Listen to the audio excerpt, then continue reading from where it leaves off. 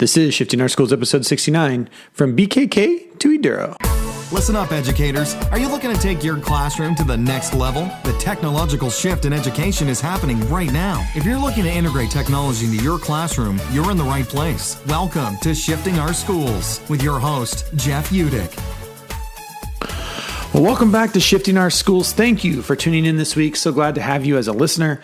And thank you for continuing to spread the word about the Shifting Our Schools podcast to your teacher, colleagues, and friends. It's been fun to watch our audience grow over this past year, and we really appreciate you continuing to spread the word. It's been a fantastic week this last week, being able to talk both with parents and with students. Yesterday, I was up in Marysville School District here in Washington State, and I got to spend all day, periods 1 through 6, with students as we took 12th graders. I was working with a teacher, Carrie Hill, in Marysville, and we took all of her 12th grade students and gave them all blogs.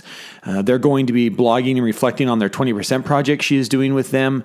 And then there's also another class that was writing for publications. And we really focused in on with the students about the power of having an internet presence. I made them all Google themselves and found out that most of them have nothing out there. We talked about having a LinkedIn profile. And I think I'm going to go back next semester and actually help the kids set up a LinkedIn profile, because I truly believe in today's day and age, every senior should graduate with a LinkedIn profile. So I'm really excited to be working with these seniors and prepare them for their next steps. And then last Thursday, actually, I had a chance to do a parent night with Richland School District here in Washington State, kind of in the middle of the state, where I presented to parents to kind of kick off their one-to-one program. They've got one-to-one 6 through 12 this year. And the really cool part was we got to launch our Eduro Learning #HeyLookUp series for parents. It's an email series for parents. And where this is coming from is in August of this year, we did a little market research ourselves with both schools and parents, and asked both schools and school leaders and school administrators and parents, where are you at with technology? How can we support you? And our research showed that 89% of parents would like their schools and districts to offer trainings around technology for parents. 89%. At the same time, school leaders, principals, and superintendents, 97% said that they would like to offer training for parents around technology use. So 97% of school leaders say they want to offer this training, and 89% of parents say they'd really appreciate some training. And guess what we do at Eduro Learning? We offer this kind of training. This is what we do. So we have all sorts of resources at Eduro Learning to support both schools and parents in talking the same tech language. It's really important to bring the entire community along.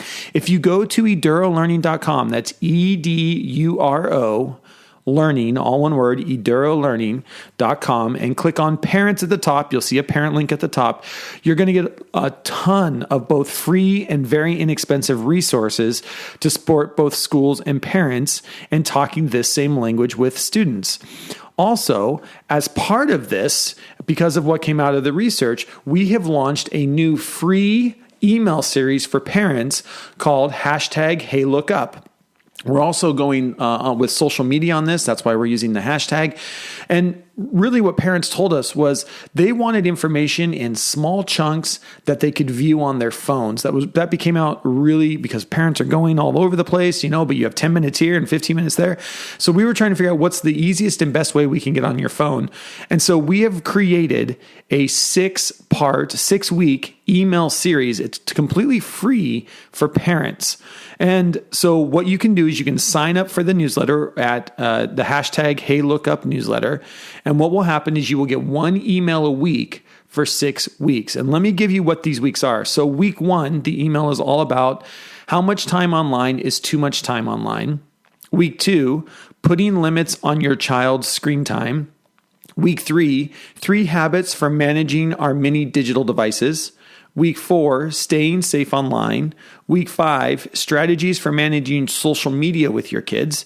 And week 6, it's all about the conversations, talking to your children about their digital life. And so it's really a 6-week series that builds on top of each other. Here's the only catch, because we are trying to spread this message and we want people to share is when you sign up for the email series, you are going to get the first email, and then a week later, you'll get the second email, and then a week later, you're going to get the third email. And in that third email, there's going to be a link that you have to share the Hey Look Up series somewhere on social media. You can share it on Twitter, you can share it on Facebook, you can share it on Pinterest. We don't care. We just want you to share it to your teacher friends or your parent friends. Once you share it, all you have to do is share it. Once you share it, it will unlock week 4, 5, and 6 for you. And then you just continue to get the emails.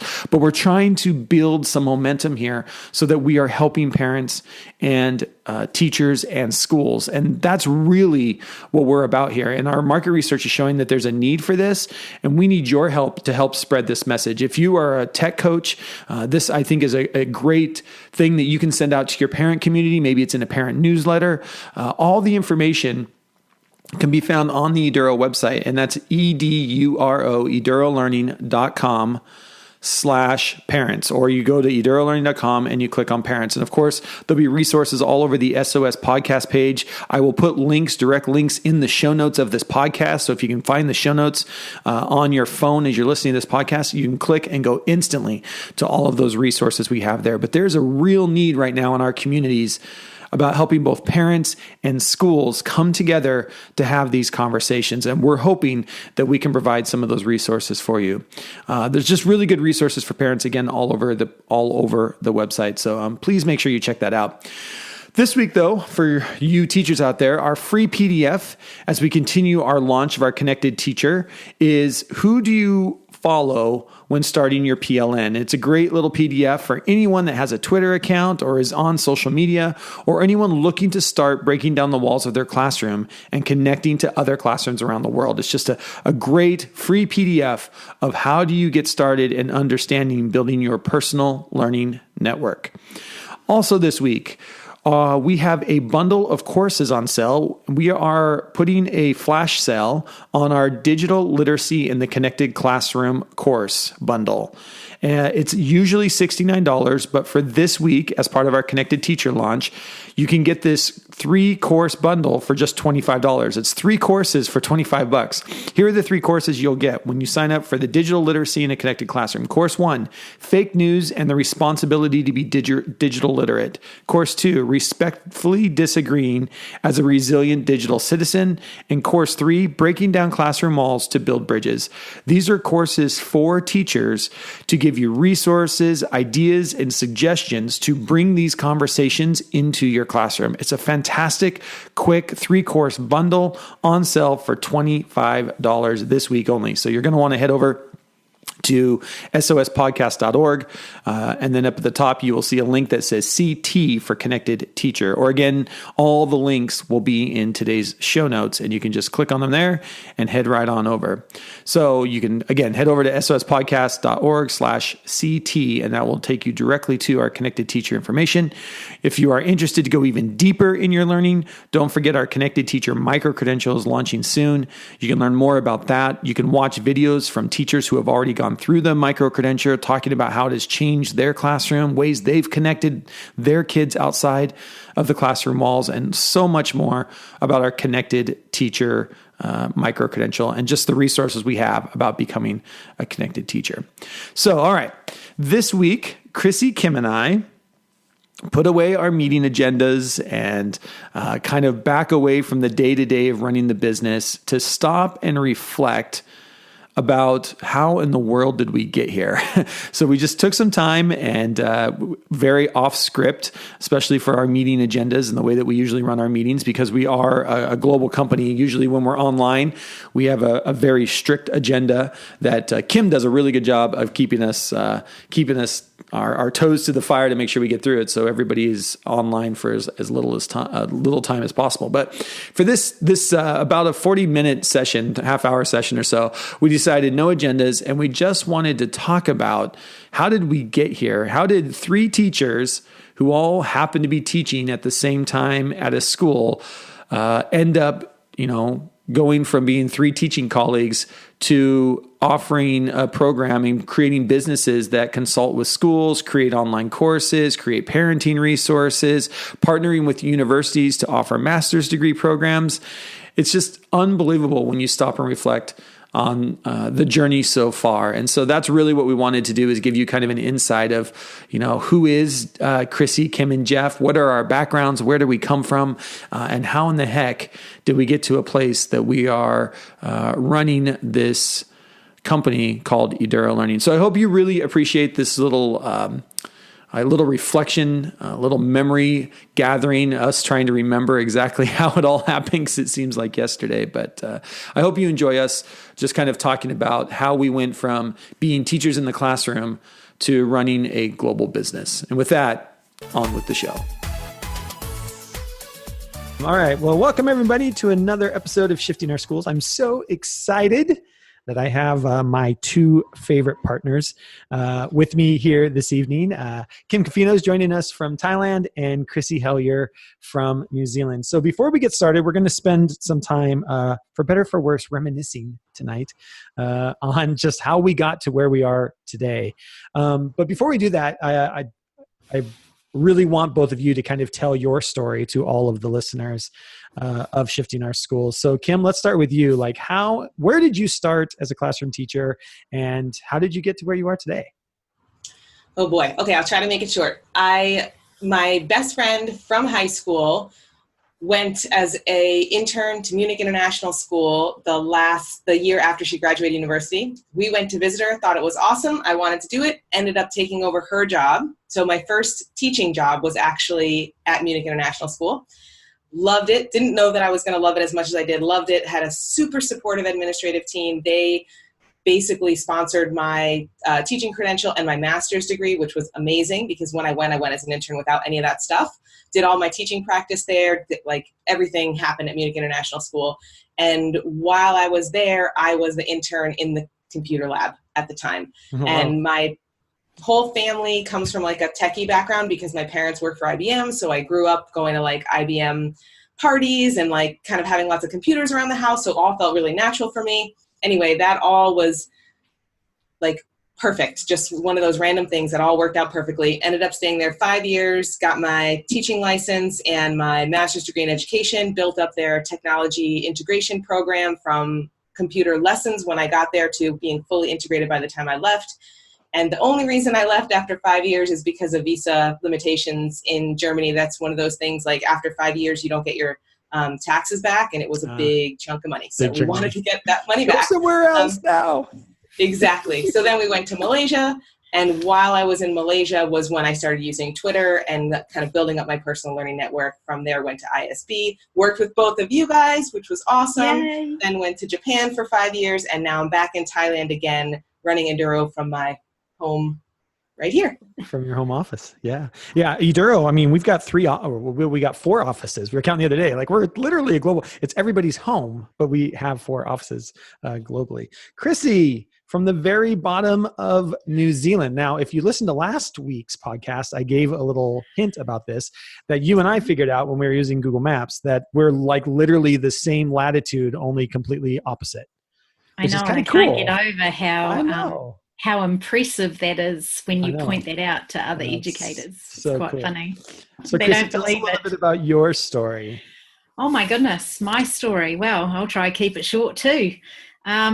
I came to teaching later in life, in my late 20s, after having various office jobs and working in the banking industry, believe it or not. Always wanted to be a teacher, and then finally had the opportunity to go to Teachers College. When I started in the classroom as a classroom teacher, I had one computer sitting in the corner, and then the school that I was at the time, the primary school, built a flash new computer suite, and we would toddle on off to the suite with the whole class once a week, and we'd have actually a visiting person who would come in and take the kids for a computer lesson in the suite, and then they would go away and we would have 2 weeks to do our task, and then he would come back and teach us the next step, and I loved it. Give me a year. Like oh God, that'll really date me, won't it? in the late 1990. Okay. All right. So it's very similar to like when I started teaching. Like I said, we didn't have somebody come in and teach computers, but that's kind of a cool Yeah, it was kind of cool. So it was kind of like a consultant. So Yeah. I Wow. was very used to the consultant coming in model, even way down in little old New Zealand. And then I kind of moved to another school where I actually was given a digital classroom, and we were sponsored with a company called SciTech, and they would give us all this different equipment to play around with, and we had to give them feedback on how it worked in the classroom and what were best practices with it. And so there was only allowed to be one school in every province in New Zealand that had this, and I was lucky enough to be the classroom in the province that I was working in. So it was great. We had digital weather stations, we had soundboards, we had robots, we had interactive whiteboards, we had sound systems, we had all sorts. It was phenomenal. And I guess that's really where I started getting into how do you leverage technology in the classroom to make learning amazing for kids. And then through that, I got to work online with Kim in her class when she moved to Malaysia, and then eventually got the opportunity to go on holiday and meet up with her face to face, and then join you guys, all of you, in ISB in Thailand. So I got to live in Thailand for 5 years, and then moved to Australia and started our Australian branch of Eduro Learning in Australia. But now I've moved back to my home country, and I'm way back down the bottom of New Zealand this time. Living we the moved dream. our Australian branch to New Zealand. Yeah, Yes. That's how global we are. We've already moved capitals, or Asian capital has moved.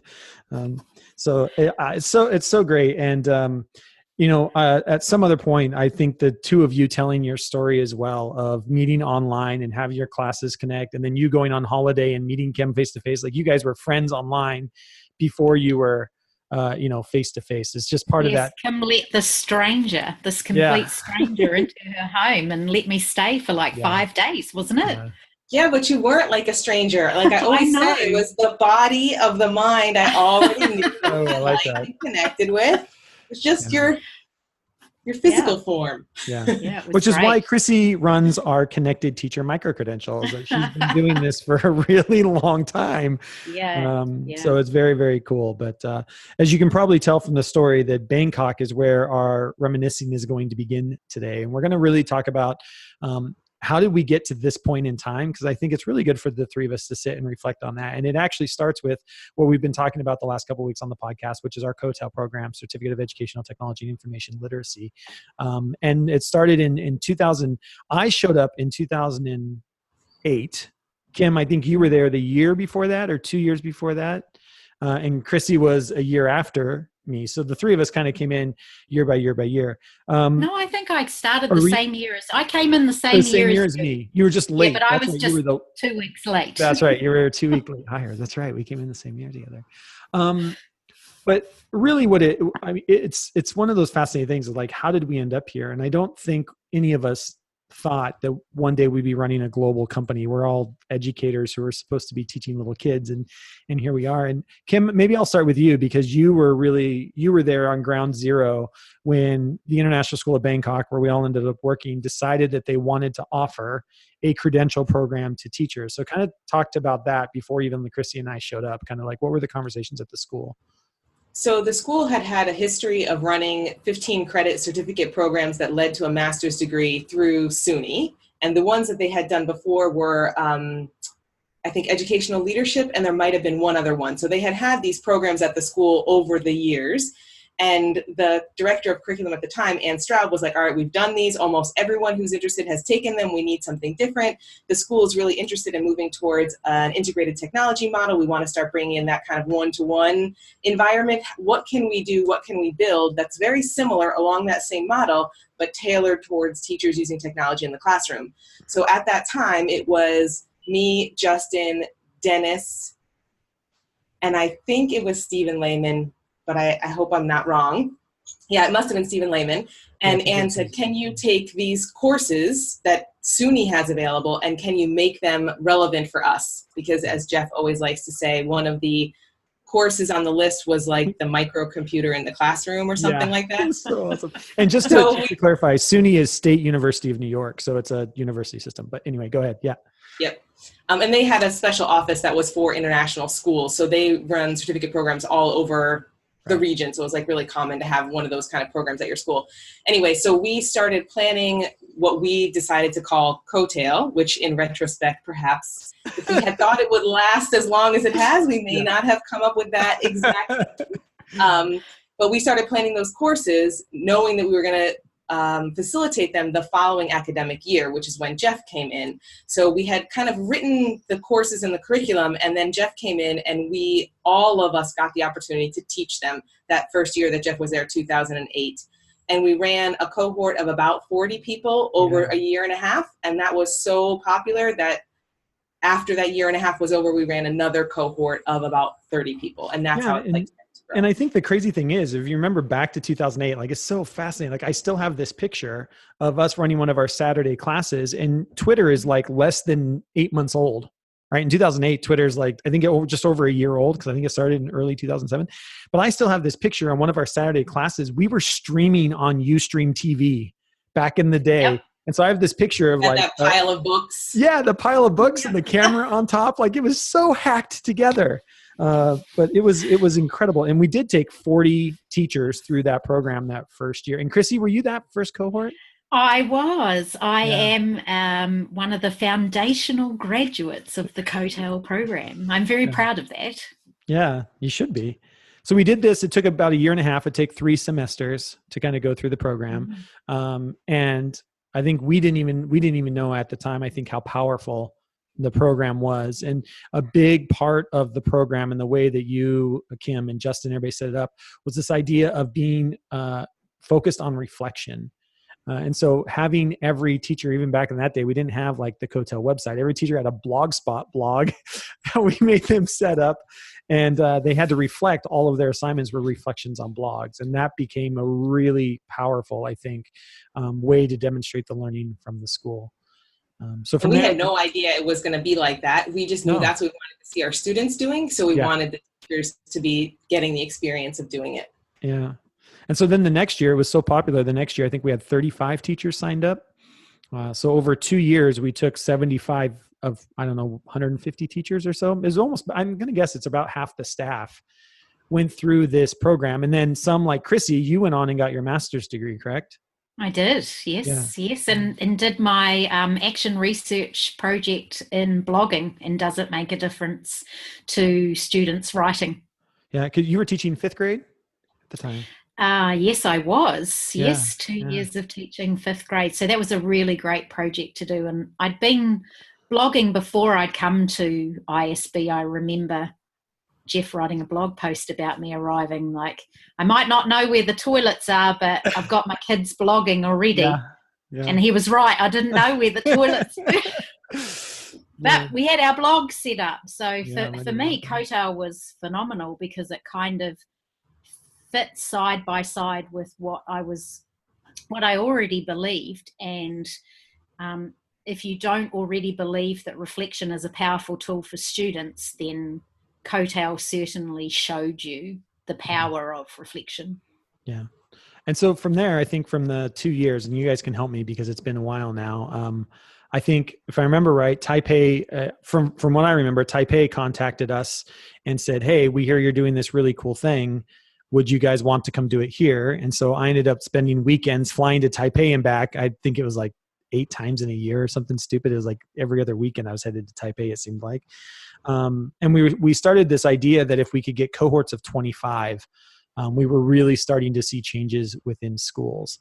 And so that was one of our like first outside of our own school, taking this program and putting it in another school. And then Kim, when did you leave for Yokohama? I was there for 2 years with you guys, and then went to Yokohama. So that would have been that year. I was flying to Taipei. You moved to Yokohama, Japan, and you bring Coattail. And how many teachers did you take through? We had 2 YS cohorts, but it was all for all Tokyo because schools are much smaller than schools in big like Southeast Asian cities. So it was teachers from all around Tokyo, which was actually awesome because there was, not that this happened all the time at ISB, but there was no opportunity to like commiserate about limitations at our individual school because there was so many different schools there and we all had to like connect and find opportunities to collaborate and work together. And YS was super, super, super supportive of the program so that all of our Saturday sessions, basically over both cohorts, they ended up being like weekend workshops. We would have, Chris Betcher came in, Andrew Churches came in, Alan Levine came in. I can't even remember how many people I was able to bring in because the school was so supportive to kind of build up Ear Coast weekend workshops. So people would come get the Ear Coast weekend workshop as part of Coattail and meet other people from around Japan. And I know it sounds crazy because Japan is physically small, but everything's so great in your like individual little world that you live in. The schools are so wonderful, your apartment's so like technologically advanced that you don't look out very much. It's all very kind of like looking for internal. So this, I think Coattail really brought a lot of external input into not only our school, but the other schools that participated. And that was really valuable. I know, especially cool. for YS, because I was there. Yeah, very cool. And I don't know where it went from there. It like snowballed. It kind of got out of control. Well, I remember you had the NIST cohort, right? Oh, that's right. So there was a cohort in Bangkok, but hosted at NIST. Yeah. But then I think when it spiraled out of control is when we started the Ear Coast cohort. Yes. Because then we suddenly realized we could do this online. Yeah. And so Ear Coast is like a regional, they're like a regional body that over supports schools. And so at the annual conference, whatever your annual conference is, we decided to have this cohort. And I think that was a big changing point. Now that you bring that up, I didn't even think about that because before that we were looking at like you needed a school to commit and that school had to bring 25 teachers, where all of a sudden we were like, okay, but what if there's one teacher at that school and two teachers at that school? We can create a group of 25, but having them from all different schools. And that's where we kind of started moving things online. And from there, we ran a cohort in New Delhi, Chiang Mai, or not Chiang Mai, Chennai, India. Thank you. Chennai, India. Saigon South, SSIS had a cohort. Seoul Foreign School had 2 cohorts that I flew into Seoul for. And the thing kind of, and then in 2012, I moved back to the States and we took the entire thing online. And so that's where we had, I think Lissa, when I interviewed Lissa, she was, before we were in like online 1, online 2 cohorts, it was like online 2012, 2013. Like we had no idea what we were doing. Yeah. And then where we kind of ended up today with Eduro is that continued to grow. And people were graduating from the Coattail program and saying, we want to continue our learning. What's next? And then I think it was at a Learning 2 conference, Kim, you and I sat down and we were kind of like, okay, what would this look like if we created like the next Coattail? Yep. That was it. Yeah. In Singapore. Yeah. And then out of that came Eduro Learning, and here we are today. And now Eduro has merged with Coattail, so we're all one company again. But through that process, I mean, we've graduated over 1,000 educators through the Coattail program, which is crazy. What has kind of been your biggest, like, really like unexpected consequence of that whole thing? And Chrissy, along the path, Chrissy became an instructor of Coattail because we needed another instructor, and like it really snowballed really fast for us. But like, what was like, Kim, I'll start with you. Like when you reflect back, like what's something like we didn't really know what we were doing and it just kind of like was, oh my gosh, that was really, really cool, or we created something awesome? Literally everything. Yeah. I know you want me to pick one thing, but literally everything. I mean, I really think that I had no idea when I was just sitting around in a room with all of you guys thinking about what would be an interesting curriculum for teachers, what would make it practical, what would make it relevant, what would make it authentic for them, how can we help our individual school of ISB kind of level up what we're doing in terms of technology. Never in a million years would I expect that, what is it, almost 10 years later, that I would be working full-time for myself in a home office, also still living in Bangkok. Yeah. But I never would have expected any of that. So honestly, really, it's very hard for me to pick one thing. Yeah. And really, I think the cool thing that came out of it too is you really started to focus in on this idea of coaching.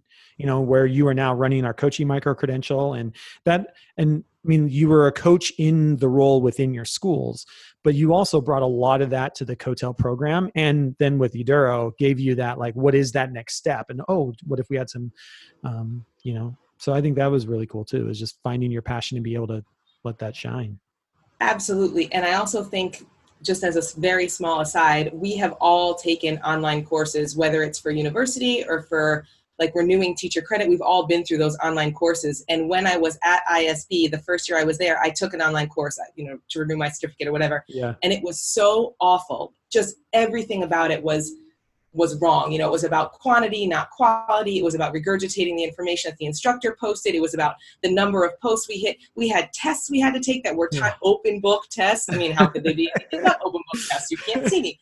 But I had all that stuff happening. And I think going through designing Cotel and facilitating Cotel and learning within the Cotel program has helped me understand that online learning is really powerful if you do it right. And I think that's like a huge shift for so many people, because all of us have been through these like terrible online courses, and it's really hard to actually see that they can be amazing. And I think Cotel is one of those examples of making things amazing. And I know we've modeled the coach, the one-to-one teacher, and the connected teacher, our Eduro micro credentials off of the Cotel model, and running those cohorts right now. I'm like, yes, this is what online learning should be.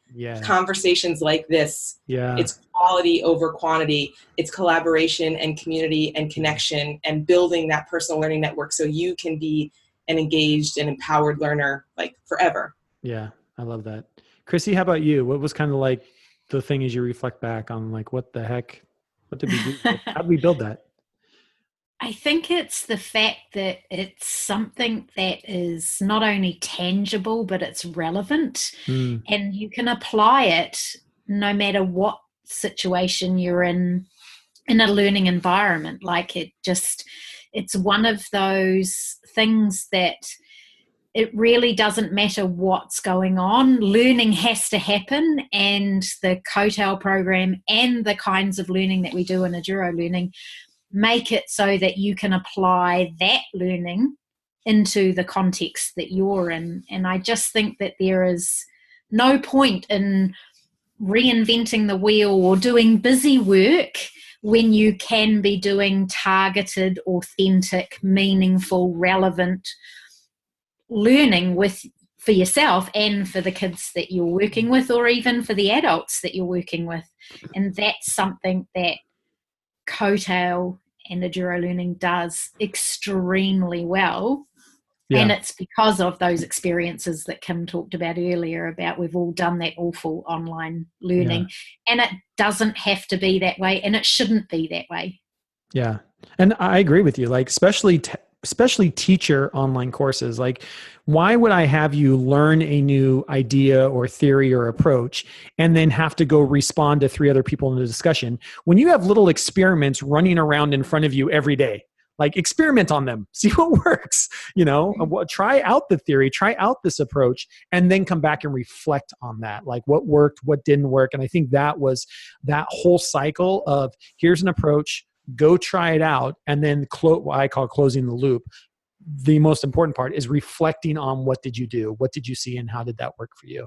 I think that, is something that our actionable item, and then reflecting on what you did is such a huge piece. I think for me, the thing that I didn't foresee, like back at ISB or even in the first 5 or 10 years, is just the incredible community that has been built around Cotel. Like, hashtag Cotel is when I need somebody internationally, I'm looking for somebody somewhere, hashtag Cotel. And there is always a Cotel person willing to step up, because a big part of that program is understanding the whole idea of the connected teacher, right? Like, if you're connected, you open up opportunities for yourself and for your kids. And to the point where, like, I get all the time, and the last one I used was just here locally. We're at a social studies classroom. They were studying Middle East. And I was like, I know I find people in the Middle East. And so I was just like, anybody want to spend 15 minutes with 9th graders? Hashtag Cotel. And I get a assistant superintendent who had gone through the Cotel program in Riyadh, Saudi Arabia. And Lissa and her husband, who happened to be tech coaches in Kuwait, are like, yeah, we'll wake up and give 15 minutes for And all the time I have teachers like, how do you know where to find them? I was like, find them. They're like, you're part of a community, and it's this massive community that all thinks the same way. And to me, that was like, we had no, I mean, Twitter was a year old. We had no idea that this community of over 1,000 educators that are around the world was going to create an incredible, just an incredible, rich community of educators who are passionate about breaking down the walls for their kids and being open. And some of the blogging projects, like you talked about, Chrissy, you know, what you were doing in your first year with blogging with fifth graders really became, for those first couple of years, if you remember, Kim, like there was a lot of blogging projects with kids. There was quad blogging projects within Cotel, and, you know, Ben Sheridan, who became an instructor for us, had his kindergarten kids write a book and publish it in the bookstore. I mean, there were so many really amazing, authentic things that came from that I think is pretty incredible. So, yeah. Anything else you want to just like? How is all this kind of? So along the way, I'll just set this up. Along the way, SUNY decides that they're going to have some internal problems. I'm going to try and say this the best way I can. State University of New York has some internal issues and decides that they no longer want to offer that master's degree through the Cotel program. And so we parted ways, and it was fine. I know it was fine because the University of Kentucky, who we've been talking to now for the last couple episodes, actually did a reference check on us and called SUNY State University of New York, and they had nothing but great things to say about us. So it wasn't us. It was just things happened. And now we're back to being able to offer this master's degree, which I think was always a big part of it, is being able to learn something in a completely different way, a different type of learning environment that I think most anybody has been through when you talk about that online learning environment, and being able to get a certificate that can lead once again towards a master's degree, you know, and this idea of being able to stack certificates on top of each other that really boost your resume, really deepen your own understanding of teaching and learning in a connected world. I mean, I'm so excited to get back to that point and bringing Cotel and Eduro together and moving that forward. And we're already talking about bringing some of our other micro-credentials into that University of Kentucky fold. I don't know how we ended up here, but it's kind of cool. So, because it's good stuff. Yeah, it's good stuff. You guys want to add anything before we call it a reflection episode?